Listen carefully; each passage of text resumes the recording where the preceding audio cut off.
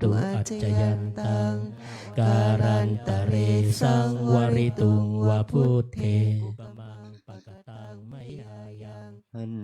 ธรรมยังธรรมานุสตินยังกะโรมาเสสวาคาโตภะคะวะตาธัมโมสันทิติโกอาการิโกเอหิปัสสิโกโอปานายิโกปัจจตังเวทิตาโพวินโยหิติกายเยนะวาจายวเจตสาวาธัมเมกุกมังปะกตังมยายังธัมโมปฏิคันหตุอัจจยันตังการันตะเรสังวริตุงวะธัมเมอันธรรมยังสังขานุสตินยังกะโรมาเสสุปฏิปันโนภะคะวะโตสาวกสังโฆอุชุปฏิปันโนภะคะวะโตสา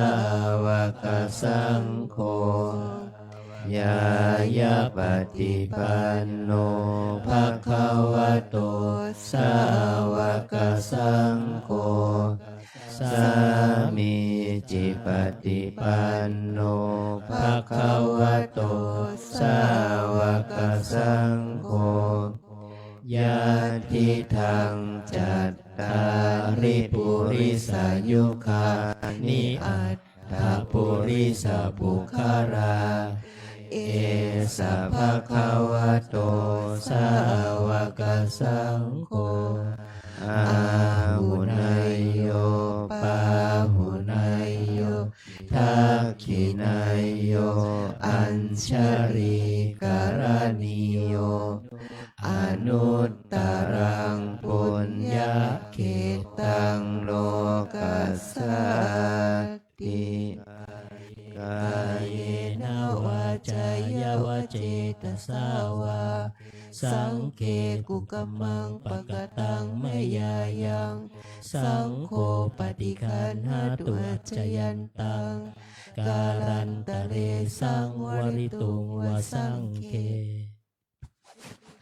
โยคีลุกขึ้นเลยค่ะเดินตามไม่ชิดมาเลยค่ะ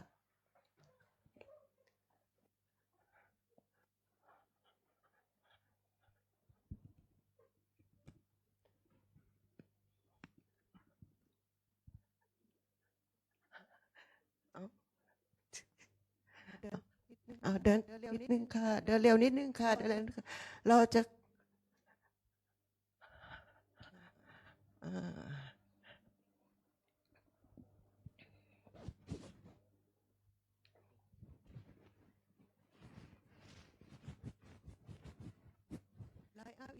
ไลน์อัพอินโฟ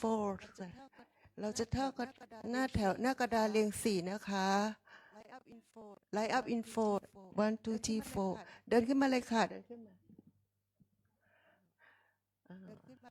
เดินขึ้นมาเป็นแถวเลยค่ะเดินเร็วนิดนึงแม่ชีไปอยู่ข้างหน้าไปยืนนะดึงไส้เทียนขึ้นนะคะไลท์แคนเดลค่ะ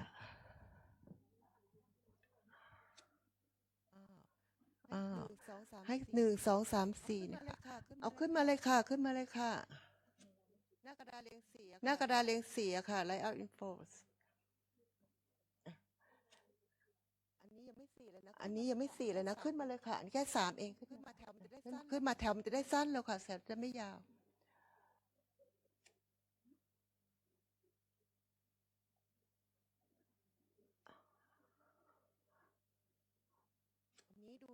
อันนี้ดูด้วยนะคะดันเทียนขึ้นนะเพราะเดี๋ยวเทียนมันจะเสมอจะไหม้ค่ะ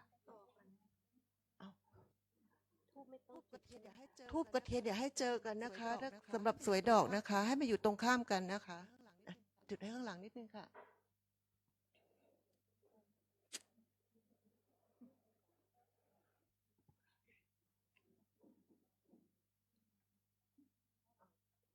ในระหว่างที่ ในระหว่างที่เวียนนะคะ ถ้าเทียนดับไม่เป็นไรนะคะ เราจุดใหม่ก็ได้ตอนที่เราครบ3 รอบนะคะ